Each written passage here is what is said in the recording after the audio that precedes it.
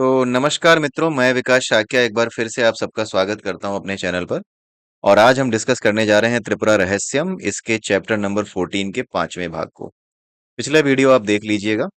आज के इस वीडियो में, आज के इस चैप्टर नंबर 14 के पार्ट नंबर 5 में हम ये देखने जा रहे हैं कि परम शिव, शिवत्व, शक्ति, ईश्वर और शुद्ध विद्या, ये 5 तत्व क्या हैं, इनके बारे में आज के इस वीडियो में हम देखेंगे। जो पोर्शन इस चैप्टर का मैं डिस्कस करने जा रहा हूं उसमें यही 5 चीजें बताई गई हैं।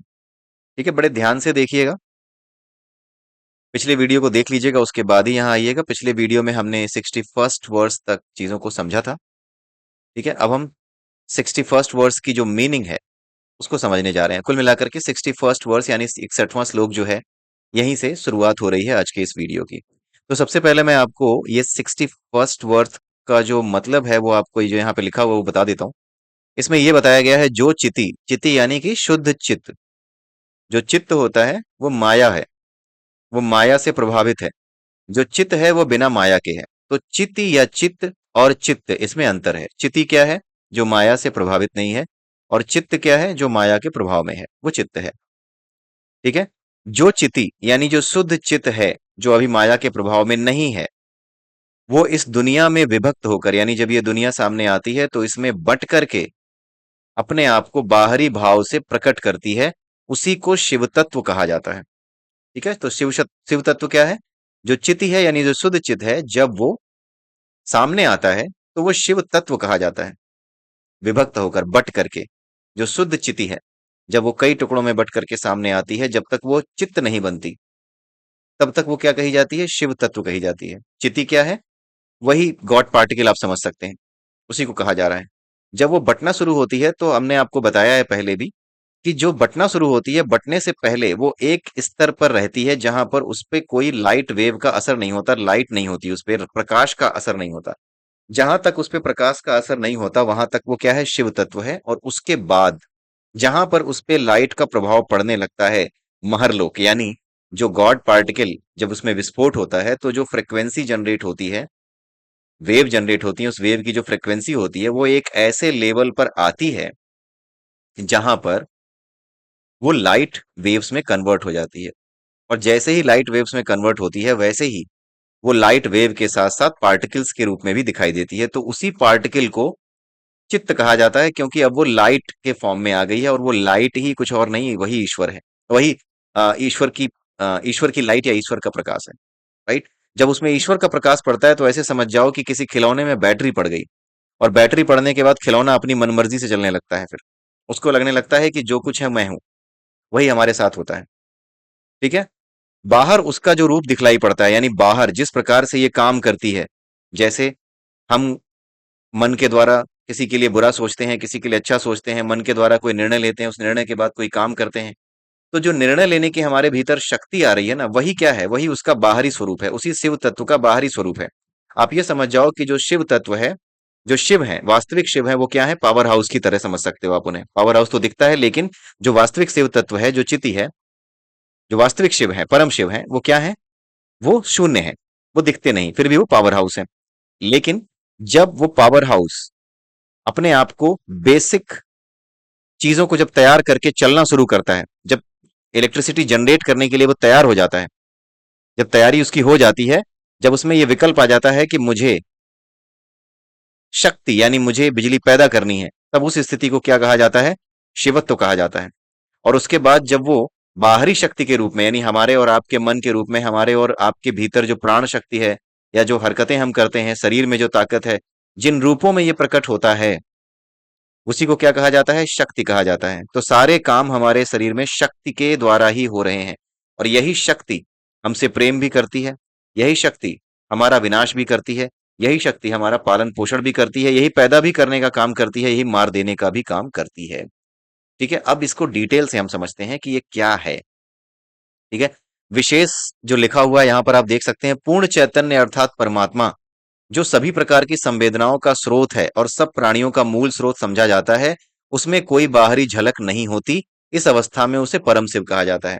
यानी आप ये समझ जाइए कि जो हमारे मन में भावनाएं हैं, उन सभी भावनाओं का सोर्स एक सीड है, एक बीज है, प्रारंभिक बीज है। सबसे पहला बीज है, वो क्या कहा जाता है? परमात्मा। और वो शून्य है, वो दिखाई नहीं देता, वो शून्य है, उसका कोई रूप रंग आकार नहीं है, लेकिन सारी भावनाओं का सीड उसी के भीतर है।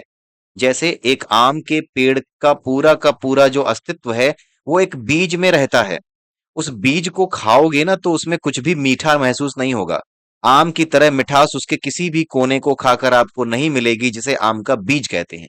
लेकिन वही बीज क्या प्रकट करता है? एक खूबसूरत आम का पेड़ प्रकट करता है, और उस आम के पेड़ पे खूबसूरत सुंदर से रसीले फल लगते हैं, जिन्हें आम कहते हैं।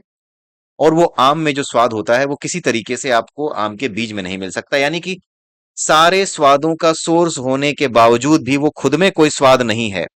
वही आम का बीज का जो उदाहरण है, जो एग्जाम्पल है, वो आप यहां पे ले सकते हो कि सारे संवेदनाओं का, यानी सारी जो प्रक्रियाएं इस संसार में चलती हैं, जो भी कैरेक्टरिस्टिक्स आप इस संसार में देख सकते हो, अच्छा बुरा, सुख दुख, जितने भी कैरेक्टरिस्टिक्स, कोई मतलब नहीं है पॉजिटिव या नेगेटिव, जो भी कैरेक्टरिस्टिक्स आपके सामने इस दुनिया में प्रकट हैं, अलग अलग रोगों के माध्यम से, अलग अलग तरीकों से जो हमारे सामने आते हैं, उन सब का सोर्स कौन है? एक सीड है, ऐसा सीड जो दिखाई नहीं देता, उसे ही परमात्मा कहते हैं। और जब वो सीड के फॉर्म में रहता है, जब वो अपने भीतर सारी चीजों को छुपा के रखता है, आप इसको कंपेयर कीजिए पावर हाउस से, कि पावर हाउस बंद पड़ा है, अभी नया नया बना है, उद्घाटन होने वाला है, उसके बाद ये चालू होगा।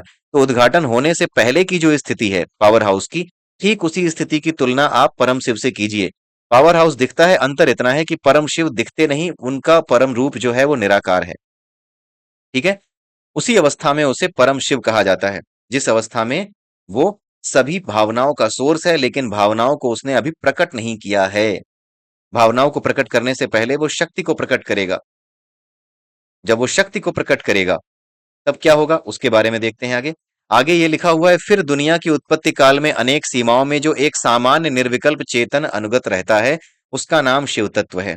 यहां क्या बताया जा रहा है? बड़े ध्यान से सुनिएगा, ये बड़ी टेढ़ी लाइनें हैं, लेकिन अगर एक बार ये समझ में आ गई, तो फिर आप ये समझ जाइए कि आपको काफी हद तक जो भारतीय दर्शन का मूल है वो समझ में आ जाएगा। यहां आगे ये बताया गया है कि फिर दुनिया की उत्पत्ति काल में, यानी जब वो एनर्जी विस्फोट करने वाली होती है, तो उसके पास केवल एक विकल्प होता है कि मैं विस्फोट करूंगी, और कोई विकल्प नहीं होता। इसीलिए यहां पे लिखा गया है कि दुनिया के उत्पत्ति काल में अनेक सीमाओं में जो एक सामान्य निर्विकल्प चेतन अनुगत रहता है। अनुगत का मतलब पीछे से जो आता है, पीछे से केवल एक ही निर्विकल्प चेतन आता है, यानी कोई विकल्प नहीं है, उसके पास एक ही विकल्प है, पीछे से आता है। उसके पास देखा जाए तो उसके पास कोई विकल्प ही नहीं है। जैसे अगर आपको किसी ने अपने हाथ से पकड़ लिया हो, आप ऊपर लटके हो 10वीं मंजिल पे, और आपको किसी ने पकड़ लिया हो, तो आपके पास कोई विकल्प ही नहीं है। आप उसके ऊपर निर्भर हो कि छूटोगे कि आप उसके द्वारा पकड़े रखे जाओगे। छोड़ देगा तो मर जाओगे, नीचे गिर जाओगे, और नहीं वो पकड़े रहेगा तो जिंदा रहोगे। उसी प्रकार से ये जो तत्व है जिसे परम शिव कहते हैं, उसके पास एक ही विकल्प होता है, एक ही विकल्प, और कोई विकल्प होता ही नहीं है। वो विकल्प क्या होता है? कि मैं अब क्या करूंगा? विस्फोट करूंगा और शक्ति को प्रकट करूंगा, यानी ऊर्जा को प्रकट करूंगा, जिस ऊर्जा से ये संसार चलेगा। तो जिस स्थिति में ये ऊर्जा को प्रकट करने वाली स्थिति में आ जाता है, just about to generate the power की स्थिति में जब ये आ जाते हैं, तो उस स्थिति को क्या कहा जाता है? शिव तत्व कहा जाता है। यानी शिव तत्व क्या है? जब ये संसार बनने की शुरुआत होने वाली होती है, तो जो गॉड पार्टिकल है उसमें जब विस्फोट होता है, तो एक तरंग पैदा होती है। वो तरंग दो दिशाओं में चलती है, आगे और पीछे। जो तरंग आगे चल रही है, किसी भी एक दिशा में चल रही है, उस तरंग में क्या होता है कि शुरुआत में वो तरंग तरंग और पार्टिकल, कण और तरंग दोनों के रूप में रहती है। लेकिन वो कण बिना किसी लाइट के होते हैं। भाई तरंग कणों के माध्यम से ही अपने आप को प्रकट करते हैं। जैसे ध्वनि तरंगे हैं, वो क्या करती हैं? कणों के माध्यम से ही वो अपने आप को आगे पुश करती हैं, कणों को ही तो पुश करती हैं वो। ठीक है? उन कणों को पुश करती हैं, तभी तो वो कण आगे बढ़ते हैं। इसी प्रकार से जब शुरुआत में ये विस्फोट होता है, तो शुरुआत में ये फ्रीक्वेंसी इस तरह की होती है कि जो कि लाइट फ्रीक्वेंसी के बराबर नहीं होती। इस वजह से इसमें लाइट उत्पन्न नहीं होती, प्रकाश इसमें होता नहीं है। ठीक है? लेकिन इसमें अस्तित्व फिर भी होता है प्रकाश को प्रकट करने का। राइट? तो शुरुआत में जब तक ये प्रकाश नहीं बना होता, वो कण जब तक रहते हैं बिना प्रकाश के, प्रकाश की फ्रीक्वेंसी के रेंज में नहीं पहुंचे हैं, तब तक उनमें प्रकाश नहीं होता। और जब तक उनमें प्रकाश नहीं होता, तब तक उनको शिव तत्व कहा जाता है।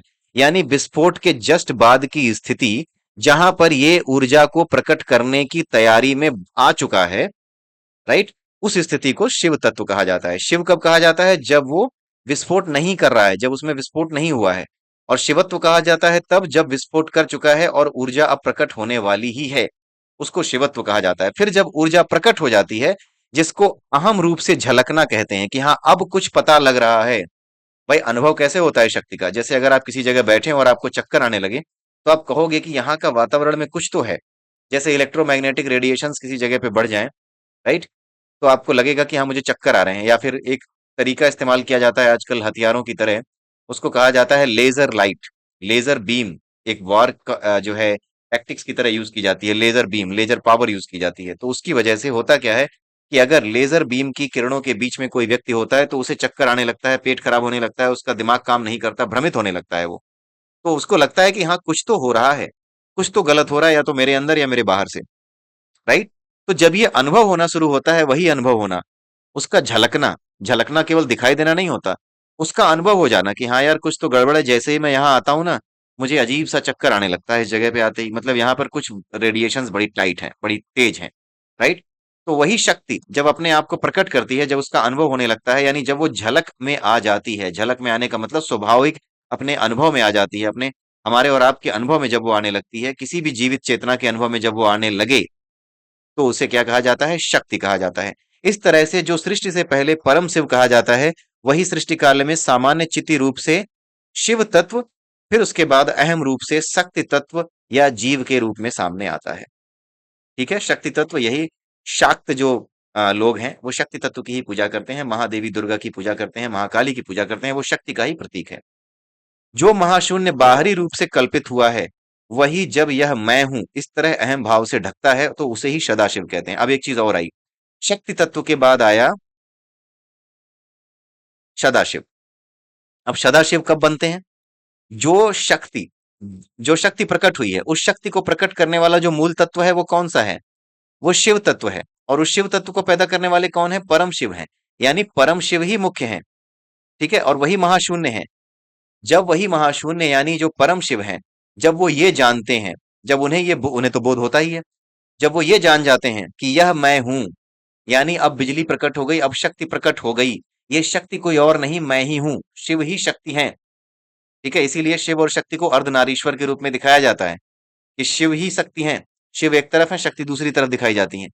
तो यहाँ पर जो चीज दिखाई जाती है शिव और शक्ति के रूप में, महा अर्धनारीश्वर के रूप में, वही महाशून्य यानी वही शिव जब ये जानते हैं कि हाँ ये शक्ति मैंने प्रकट कर दी, मुझसे प्रकट हो गई, तो उस समय जब उसके उनके अंदर, जब शिव परम शिव के अंदर अहम भाव होता है कि यह मैं हूं, यानी ये जो बिजली यानी जो शक्ति प्रकट हुई है, यह मैं हूं, इसी से संसार चलेगा, यह मैं हूं, कहना नहीं पड़ता, खुद अनुभव हो जाता है। जैसे मैंने कोई काम कर दिया तो मुझे दिख रहा है कि हाँ पूरा हो गया, वैसे ही शक्ति को प्रकट करना एक काम है उस गॉड पार्टिकल का, उस परम शिव का।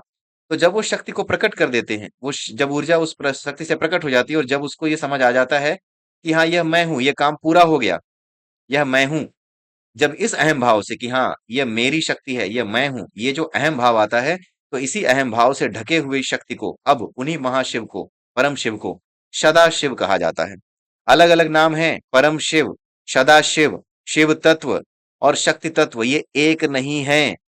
परिभाषा के आधार पर ये एक नहीं है, लेकिन अंत में ये एक ही है, बने एक ही चीज से हैं, जिसे परम शिव कहते हैं। लेकिन जब इस संसार में आप देखोगे इन चीजों को, किस स्तर पर इनकी क्या कैरेक्टरिस्टिक्स हैं, तो उस स्तर पर ये अलग अलग नामों से जाने जाते हैं। ये बहुत इंपॉर्टेंट चीज है जो जाननी चाहिए।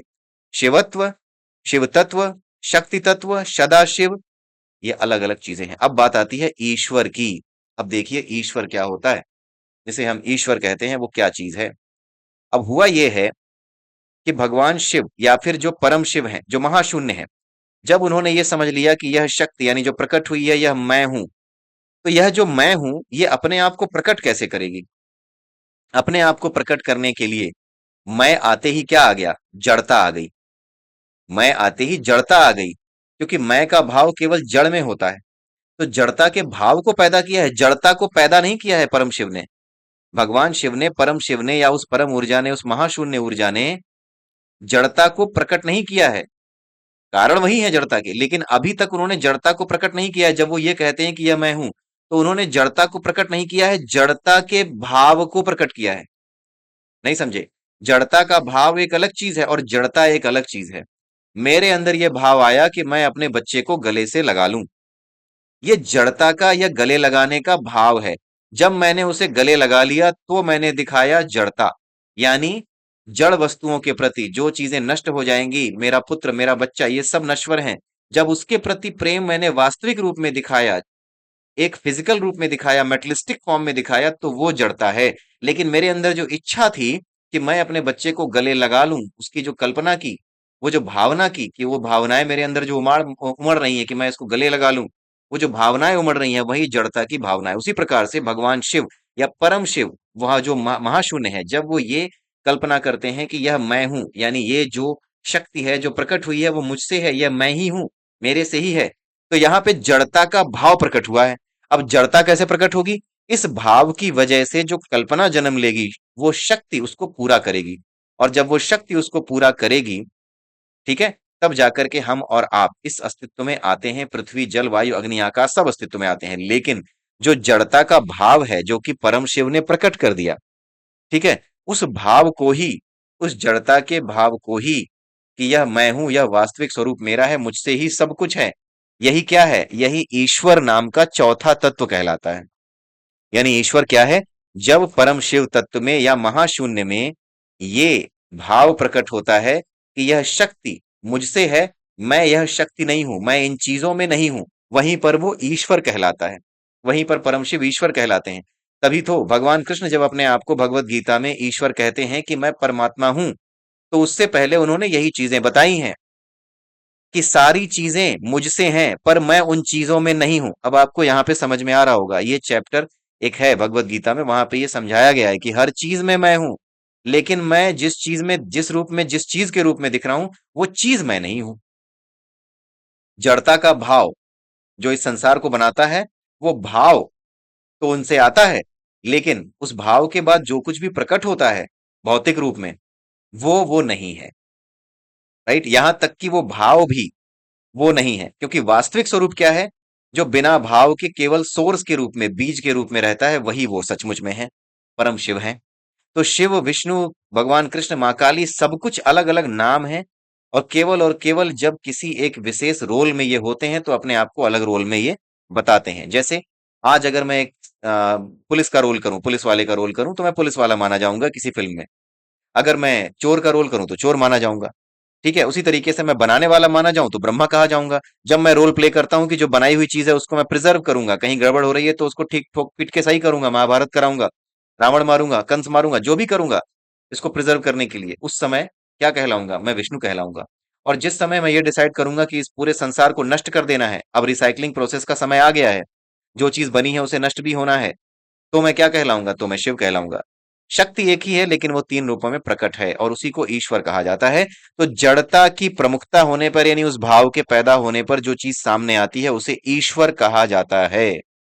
ठीक है, इसीलिए भगवत गीता में भगवान कृष्ण ने कहा है कि वो भाव तो मैं हूं, मुझसे ही सब कुछ प्रकट है, लेकिन जो कुछ प्रकट है ना, उसे ये मत समझ लेना कि वो मैं हूं, मेरी वजह से वो है, लेकिन वो मैं नहीं हूं। बहुत क्लियर है, बड़ा स्पष्ट है, लेकिन समझने में लोग गच्चा खा जाते हैं। शब्द जो है दिमाग में इधर उधर घूम जाते हैं कि मैं उसमें तो हूं लेकिन वो मैं नहीं हूं।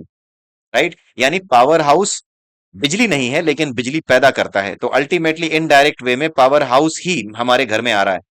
देखा जाए तो पावर हाउस ही मेरे घर में बिजली के आने का कारण है, मेरे घर में फ्रिज चलने का कारण पावर हाउस ही है। लेकिन पीछे अगर चलते जाएं तो बिजली भी मेरे फ्रिज के चलने का कारण नहीं है, बिजली के पीछे जो पावर हाउस है वही उसके चलने का कारण है। उसी प्रकार से जो परम शून्य है वो कुछ और है, लेकिन जो परम शून्य की यह मैं हूं, ये जो इच्छा है, ये जो भावना है, जो भाव है कि हाँ ये मैं हूं, यही सब कुछ मैं हूं, इसी से सब कुछ चलेगा, वही ईश्वरत्व है। तो ये ईश्वर चौथा तत्व है। इस सदाशिव और ईश्वर तत्व का यह मैं हूं और मैं यह हूं, यह मैं हूं और मैं यह हूं। ठीक है, यह मैं हूं यानी जो कुछ प्रकट है, शक्ति के रूप में प्रकट है, वो मैं ही हूं, मुझसे ही है वो, और मैं यह हूं। ये जो भेद और अभेद रूप से जो झलकती हैं चीजें, यानी यहां पर ये दिखता है कि यह मैं हूं, जब मैं कहता हूं तो ये लगता है कि हाँ ये जो शक्ति प्रकट हुई है, ये शक्ति मैं हूं, इसका मतलब कि मैं उससे हूं, यानी मुझ में और उसमें अंतर है।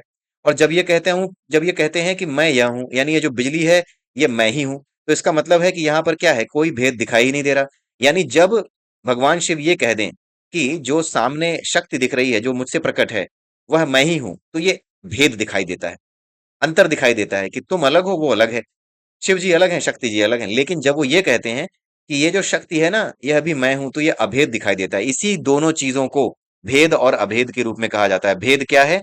जब ये सोचा जा रहा है कि यह मैं हूं, राइट, यह मैं हूं, और जब ये कहा जा रहा है मैं यह हूं, तो यह अभेद है।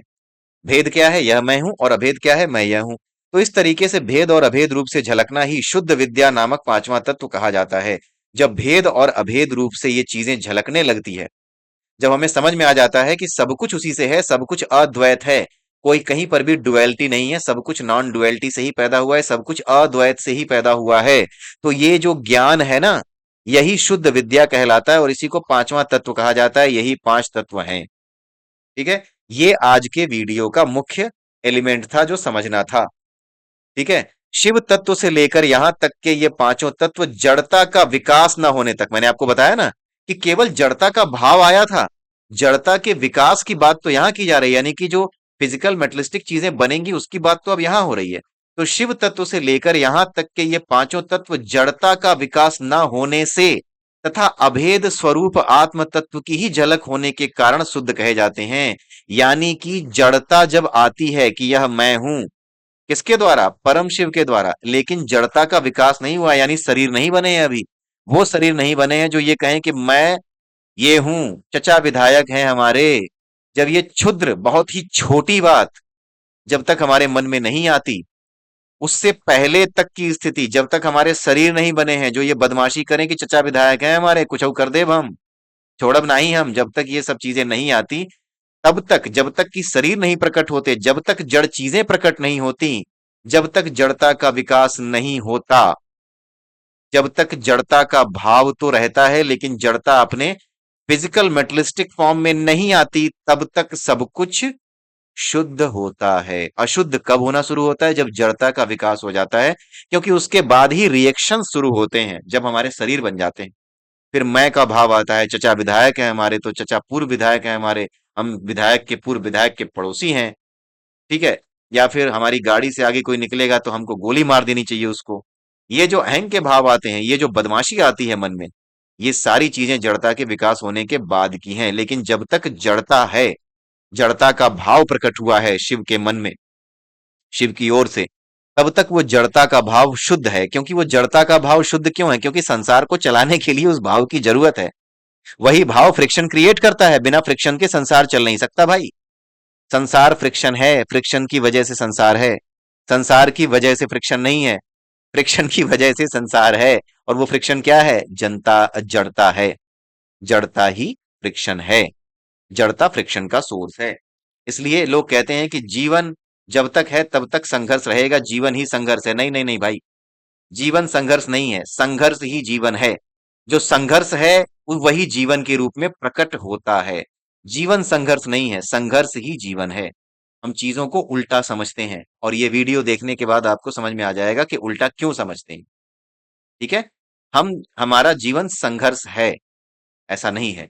संघर्ष है इसलिए जीवन है, यानी जड़ता है इसीलिए ये जीवन है, इसीलिए संसार में जीवन है, और इसीलिए संसार में सारे कर्म हो रहे हैं।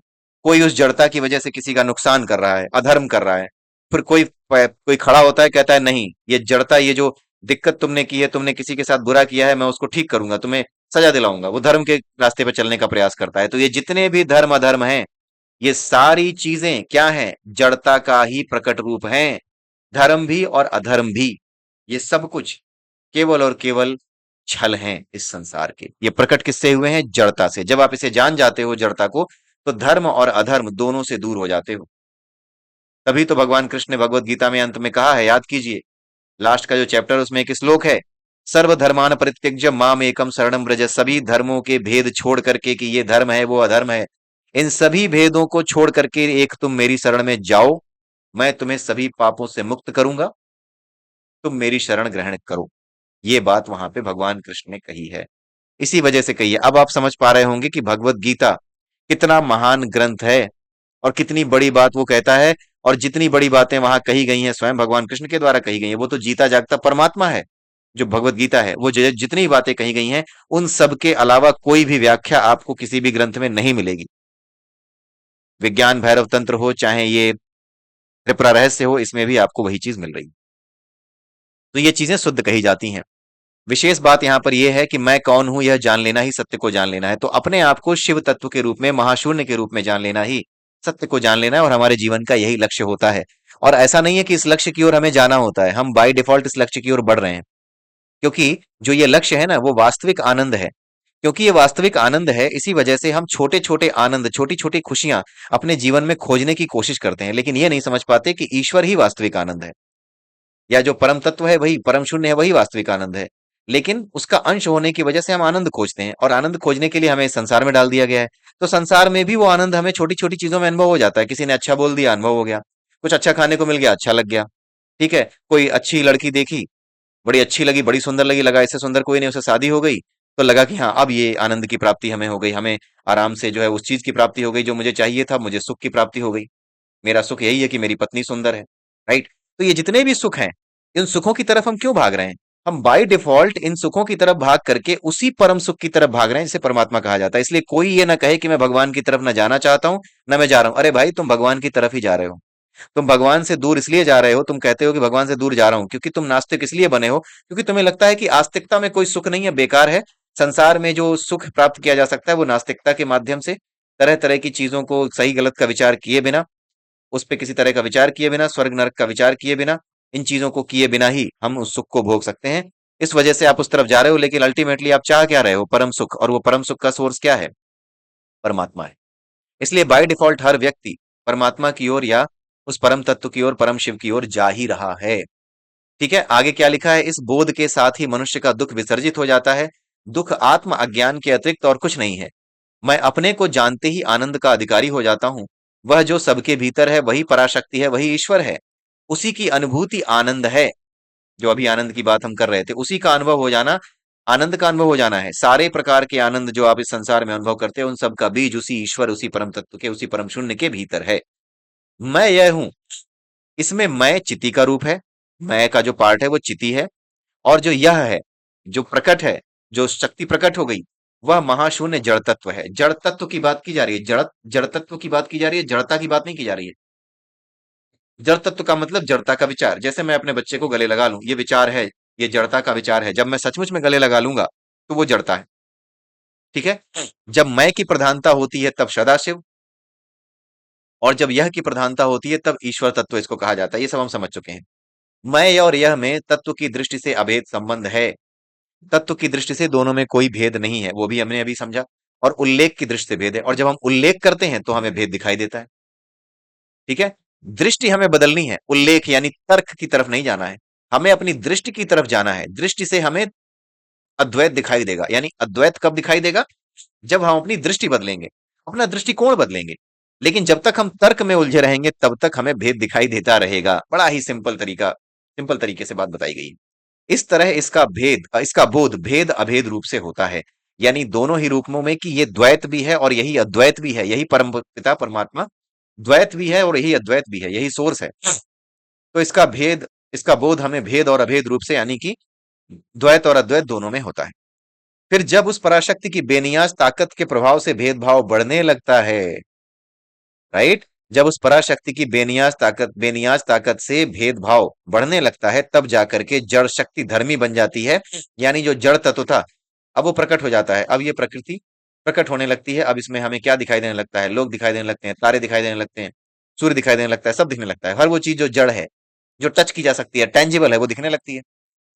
और चिति उसका धर्म बन जाती है। और चिति यानी कि जो महाशून्य है, जो परम शिव है, वो परम शिव ही उसका धर्म बन जाती है। मतलब ये कि जो कुछ परम शिव के नियम है, उस बिजली घर के, या उस परमात्मा के उस पावर हाउस के जो भी नियम है कि कैसे बिजली बनेगी, काम कैसे करेगी ये बिजली, वही जो है उसका धर्म बन जाते हैं। यानी कोई व्यक्ति अगर अपने भीतर किसी तरह की भावनाएं भर लेता है, तो उन भावनाओं के अनुसार ही उसे अपना जीवन या उसे दृश्य जीने होंगे अपने जीवन के, वही उसका धर्म है।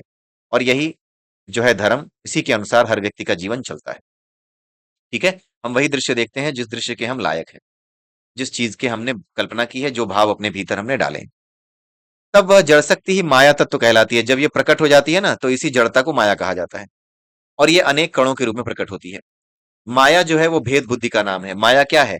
जो दो चीजों में भेद दिखाए। तुम ये हो, मैं ये हूं, वो कुत्ता है, वो बिल्ली है। यही भेद बुद्धि क्या है? माया है। माया के कारण ही हम चीजों को अलग अलग रूपों में देखते हैं। वो कुत्ता है, ये बिल्ली है, मैं ये हूं, मैं पिता हूं तो वो बेटा है, ये भेद बुद्धि की वजह से। लेकिन सबके भीतर वही परमात्मा है, ये तभी समझ में आता है जब हम भेद बुद्धि से बाहर निकल करके अभेद में यानी अद्वैत में पहुंचते हैं। ऐसा क्यों होता है? क्योंकि माया में भेदभाव प्रधानता रहती है।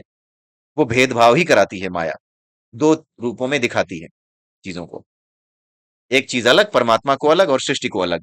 इसी माया में जो लोग फंसे हुए हैं, उन्हीं को ये लगता है कि जो परमात्मा है वो कोई अलग है, कहीं बैठा हुआ है, कहीं आसमान में रहता है, वहीं बैठ के न्याय करता है। जिनके भगवान आसमान में रहते हैं ना, बड़े खतरनाक लोग होते हैं। ठीक है? जिनके भगवान आसमान में रहते हैं, कहीं अलग रहते हैं, और जो बड़ा न्याय करते हैं, या फिर जिन्होंने अपने जो है गुर्गे छोड़ रखे हैं कि हाँ भाई नहीं मानोगे तो वो तुम्हें बर्बाद कर देंगे, मार देंगे, मान जाओ मेरे गुर्गों की बात मान जाओ। ऐसे लोगों का भगवान जो ये कहते हैं कि वो भगवान हमसे ये कहता है कि दुनिया में केवल मेरा ही नाम चलना चाहिए, बाकी जो मेरा नाम न ले उसको मार दो।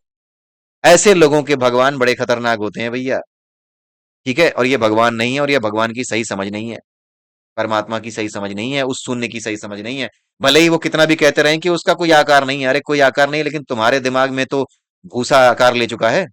उसका क्या करोगे? पूरी दुनिया में तुम आतंक मचाने को तैयार बैठे हो, सबको जो है बर्बाद कर देना चाहते हो, जो तुम्हारे जैसा नहीं उसको काट डालना चाहते हो। इसका क्या मतलब है? तुम सही से समझ पाए हो? कुछ नहीं सही से समझ पाए हो। तुम अपने ही धर्म को सही से समझने का प्रयास करो तो तुम वास्तविक रूप को, वास्तविक सत्य को समझ जाओगे कि कहा क्या जा रहा था। कहा कुछ और जा रहा था, समझ तुम कुछ और लिए। और केवल किसी एक धर्म की बात नहीं है, ये सभी धर्मों में यही समस्या है। परमात्मा की जो समझ है वो ही उल्टी है कि वो कहीं अलग बैठा हुआ है सरकारी बाबू की तरह। नाराज हो गया तो नरक में डाल देगा, इसलिए जितनी घूस दे सको घूस दे लो। तो घूसखोर बाबू से बड़ा उनका परमात्मा नहीं है, उनकी परमात्मा की समझ बिल्कुल कूड़ा है, और ऐसा परमात्मा पर विश्वास करना बंद कर दीजिए। अगर ऐसे ऐसा परमात्मा यानी परमात्मा के ऐसे विचार पर अगर कोई ऐसा विचार आपको देता है कि परमात्मा अलग से बैठा हुआ है, ठीक है, वो बैठ के तुम कर रहा है, नहीं करोगे, बुरा काम करोगे, डाल देगा। भाई वो डाल देगा, लेकिन वो कोई और नहीं है, वो तुम्हारे भीतर ही है। वो तुम वो नहीं हो, लेकिन वो तुम है। ठीक है? वो तुम्हारे भीतर ही है, तुम उसी का अंश हो, और वही अपनी प्रेरणा से तुम्हें चलाता है। उसी की प्रेरणा ही जड़ शक्ति के रूप में, जड़ शक्ति की जो भावना है, उसी भावना के द्वारा प्रेरित होकर के, मोटिवेट होकर के तुम चलते हो। और जैसे उल्टे काम करते हो वैसे ही दृश्यों में जाते हो। जैसे अगर तुम चोरी कर लो और पुलिस का डर हो, तो सपने में क्या देखते हो? पुलिस दौड़ा रही है। तो जिस चीज की सृष्टि तुमने की है उसी के अनुसार तुम्हारा जो परमात्मा है, तुम्हारे भीतर जो चेतना है, वो तुम्हें मोटिवेशन देती है, सोते समय भी। जगने की तो बात ही छोड़ दो, सोते समय तक मोटिवेशन देती है। जैसी चीजें, हरकतें तुम कर रहे हो, जैसे भाव तुमने अपने भीतर रखे हैं, जैसे लस्टफुल डिजायर की वजह से तो कोई तुमने कोई उल्टा काम किया है, उसी के अनुसार वो तुम्हें मोटिवेशन देती है। तो जगते समय क्यों नहीं देगी भाई? जगते समय भी वही चेतना तुम्हारे भीतर पीछे से काम करती है, जो सोते समय से काम जो सोते समय पर काम करती है, और उसी की वजह से सोते समय तुम्हें वैसे ही सपने दिखाई देते हैं, जैसा भय, जैसी इच्छा आजकल तुम्हारे दिमाग में चल रही है। ठीक है? इस वजह से ऐसा होता है। ठीक है? आइए देखते हैं। भेदभाव की अधिकता से भरी हुई चिति सिकुड़ जाती है। ये चिति जो है ये सिकुड़ना शुरू होती है। जब ये सिकुड़ना शुरू होती है, 5 ढक्कनों से ढक जाती है, और वो 5 ढक्कन भी जड़ ही होते हैं। और जब वो 5 ढक्कन आपके ऊपर लग जाते हैं तो उसी को पुरुषत्व कहा जाता है, पुरुष कहा जाता है।